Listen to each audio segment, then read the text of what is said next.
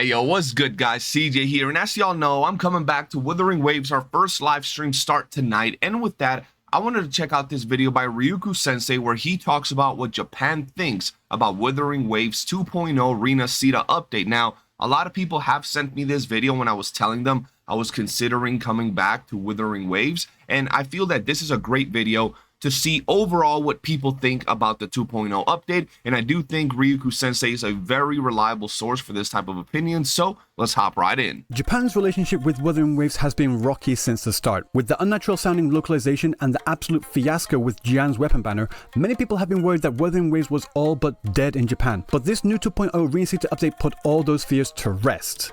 Okay, I'm actually really excited to hear what they have to say because as we know, there were a lot of issues when Wuthering Waves first launched. There were some pretty big things, like you said, with the banner, some of the localization. So if they're happy about the 2.0 update, this is going to be huge because as we know, JP is probably the biggest spender when it comes to these type of games.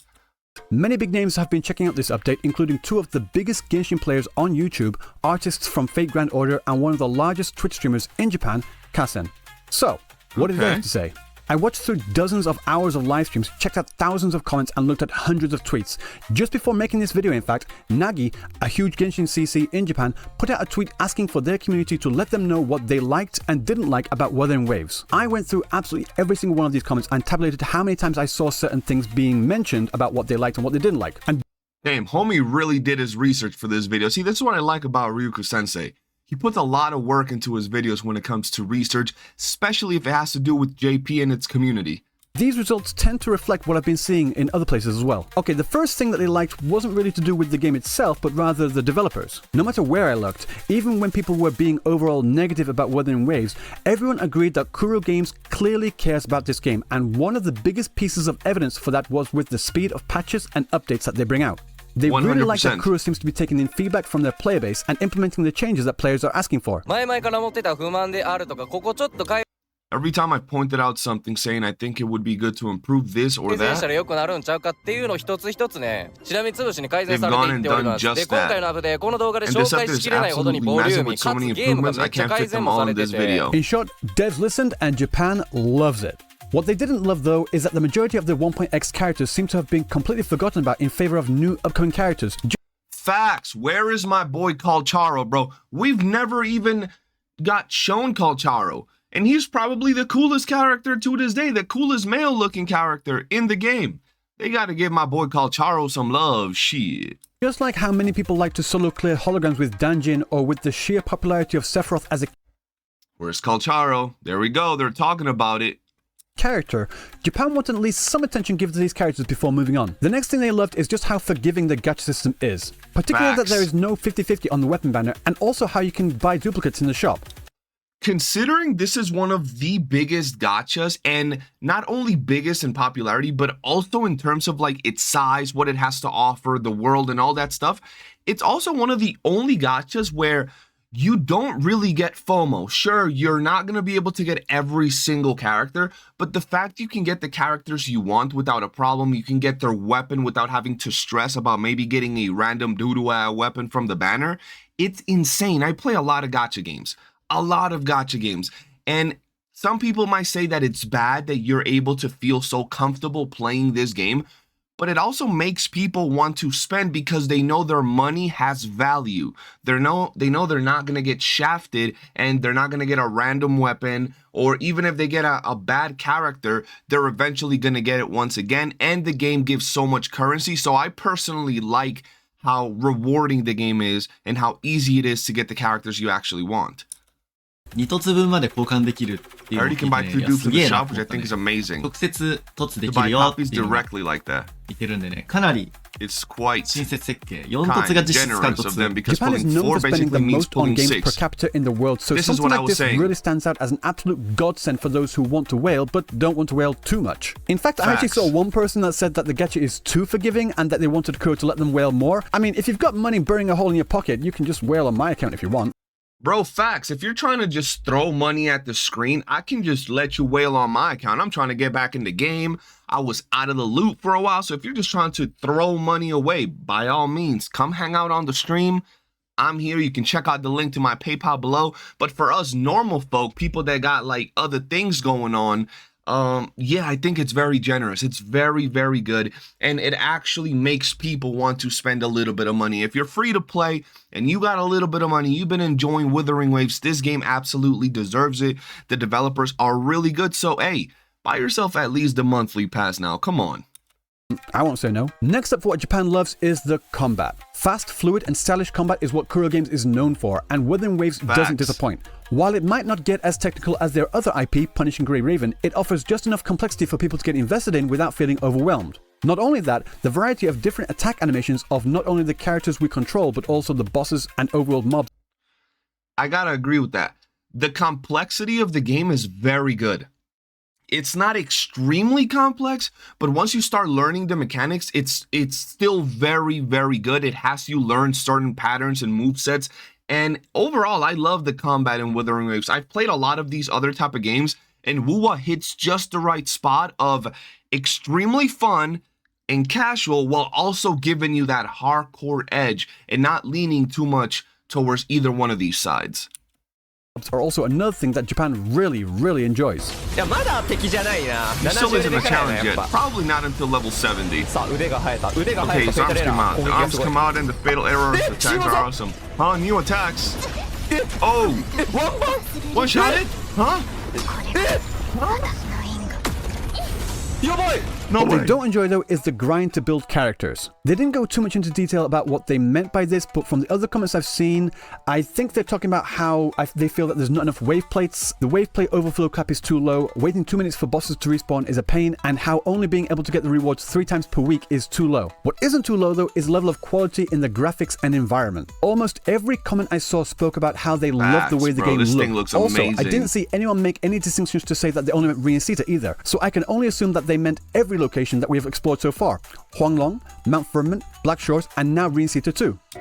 Bro, I gotta say, they're 100% right on this. From the moment you step into Wuthering Waves, the environment, the graphics, and the world looks freaking amazing. The cutscenes and every single area after that has extreme detail to it. It doesn't seem just barren assets that were put there. It looks like every single thing they put down had a meaning and a purpose to it. Whoa! 初だ。すごくないですか？もうこのオープンワールドゲー好きとしては、これほどの広大なマップ、これほどの綺麗な景色を縦横無尽に飛び回れるっていうだけで、もうよだれ出ますよ、本当に。To add a little more onto how Japan doesn't like the grind for building characters, there was also this other thing that I saw brought up very often. Echoes. Whenever I saw echoes brought up, it was always a combination of, yeah, the echoes are cool, but there isn't enough experience or tuners. This echo experience and tuner scarcity issue was one of the 3 biggest problems I saw that Japan had with Wuthering Waves. Ran out of mats. And just personally, yes, I have to agree. Another thing I agree with is the exploration and movement mechanics in Wuthering Waves. Even from the very beginning, Japan has loved how easy it is to get around the world, with infinite stamina to run around, wall jumping and flipping up and around obstacles, as well as the grappling hook that any character can use. The movement in Wuthering Waves has always caught Japan's interest. I personally haven't been to this map until a few hours from this video going out, and I gotta say, god damn, this map looks freaking gorgeous. This does not look like a regular gacha's open world city. This looks insane when I actually look at it, and I cannot wait until later today and I hop into this game myself. これがね、本当移動しててすごく楽しい要素かなと思いますね。はい。というわけでもこれ見てるだけでもかなり遊びたくなりませんか？ And now with these recent additions of the elusive sprint, gondolas, as well as flight, Wuthering Waves has taken the #1 spot for gacha game exploration in Japan. Okay, this next complaint I heard might take a few of you by surprise, but the second largest complaint I heard from Japan was the sheer lack of male characters. Again, in almost every comment I saw that was talking about what they want changed in future updates, almost everyone said that they want more male characters, which makes sense if you've been paying attention. When Wuthering Waves announced the first batch of rinascita characters, Brant almost got the most attention out of anyone. Rocha got 27,000 likes, Carlotta got 33,000 likes, Phoebe got 35,000 likes, and Brant got 44,000 likes, only outpaced by Zanny with 52,000. I mean, for obvious reasons. Come on, Zanny. She's her, bro. I'm surprised that Brant actually got that much, attention. But at the same time, I'm not surprised. But I mean, come on, she is the GOAT of this update. I can't wait to pull her myself. My point is, though, that Japan is also crying out for more male characters. But on the point of characters, though, this was the top commented thing I saw that Japan likes about Wuthering Waves. They absolutely love the characters. Everyone always pointed out just how well the characters are designed. And not only that, they loved how the characters looked in-game too. What Agreed. I mean by that is that when characters are announced, they might look good in their drip marketing, but when it comes to actually seeing them in-game, it leaves a lot to be desired. Not with Wuthering Waves. Japan loves how the in-game models look exactly how they do in their drip marketing and cutscenes, if not even Agreed. better. なんかもうザンニーもブラントもフィー Zanny, ビー Brant, も and さ Phoebe, yeah.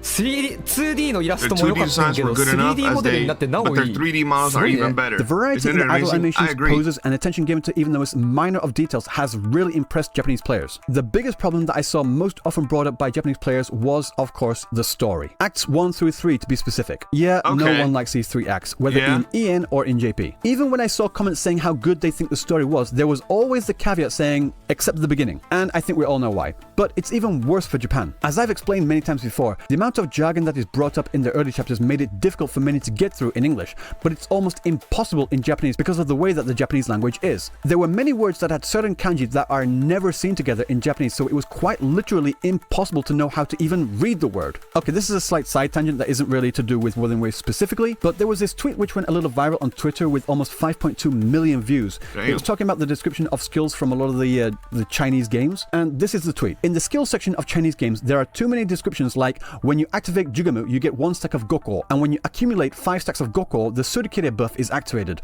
and when in the Surikire state, the Kai, Jari, and Suigyo buffs rotate every 1.5 seconds. Basically, it's talking about how the detailed descriptions are making it too difficult to understand. But Okay, I gotta be honest, this is one thing that I do gotta agree with.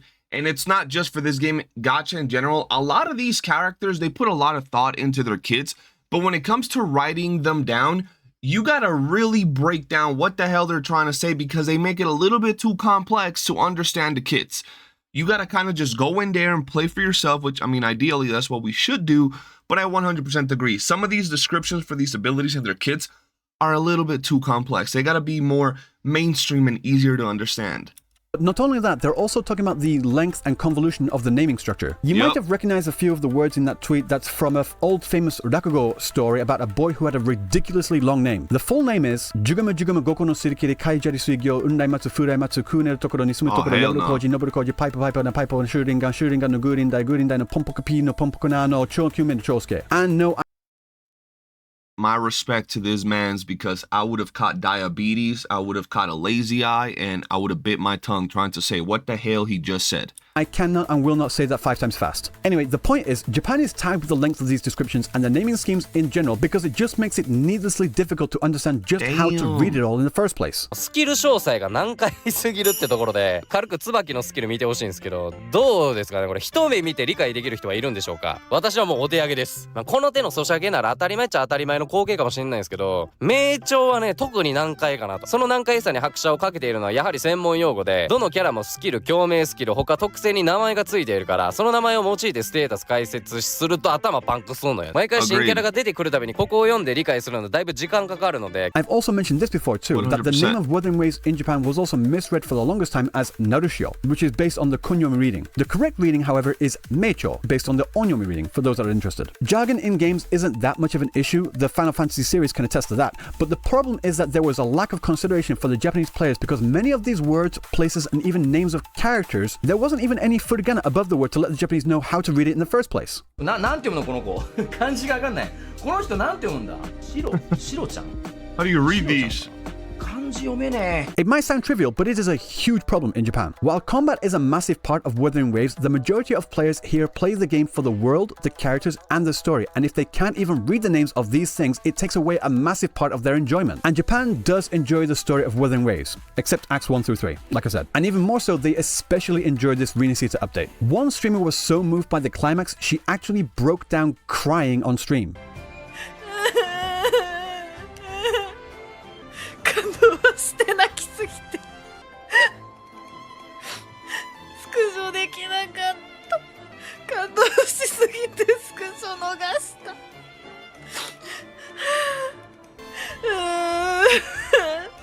ちょっとすごすぎたんだけどやばすぎた。鳥肌がずっと止まらなくて。So despite all the problems that Wuthering Waves has had, especially in Japan, this rinascita update has injected a new vein of life into the game, and now it's being recommended more and more. Multiple times I saw comment threads of people saying, I left because the jargon was too much. Is it worth coming back? And having many people respond, yes, come. Yes, it's worth coming back. Listen, bro, Wuthering Waves is literally starting. When we first got the game, it was an introduction to a brand new IP, and even though it got a lot of comparisons to the obvious games, Wuwa has so much to offer. As we heard earlier, the beginning of the game had a lot of issues. It was kind of slow and dragged out, but now it's truly settling in to be probably the best game of its kind. I know there are other games out there that we won't mention that have been running for a while, but it's time that something gave them a run for their money and established themselves as the new king. And if you give Wuthering Waves the chance, it will truly shine. And right now it's this good. Give it time. It's only going to get better. So if you're thinking of coming back to the game, if you're thinking that, okay, I quit, I wasn't feeling the launch of the game, now it's truly the best time to come. There is a ton of amazing characters that are going to be launching. There's even more characters in the future that are known to be really, really great. So, hey, come back, start building up your account. Come back, it's good now. And also, when I saw these streamers playing Wuthering Waves, I saw the vast majority of their chat and also in the comment section saying thank you for covering Wuthering Waves. People have been waiting for this. And looking at Google Trends, Wuthering Waves is sitting pretty damn comfortable with 3 times the amount of attention compared to Honkai Star Rail, a game that was frequently sitting in the top 5 best gacha games in Japan. Saying that though, Zenless Zone Zero is catching up too. I really need to check out the latest update. I know a lot of the tweets and comments that were shown in this video weren't translated because it would just take far too long and the screen will get really too messy for doing that.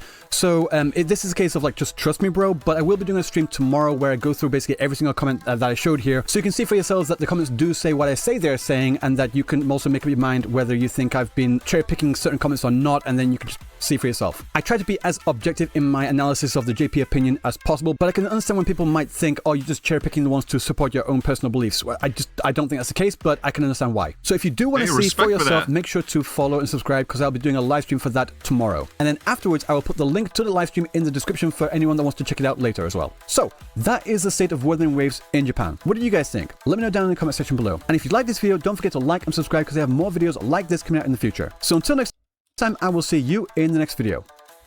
Hey, yo, much respect to Ryuku-sensei. This was a really good video, and the fact that on top of the video, he's doing a live stream where you guys can check out everything he looked at and talk to him, whether you guys think that he's cherry-picking or not. Overall, this video was lit. I really like the way that he presents his information, because it's not just, I think, I heard. He actually brings up a lot of information, a lot of evidence, a lot of opinions, a lot of examples as to what people are actually talking about.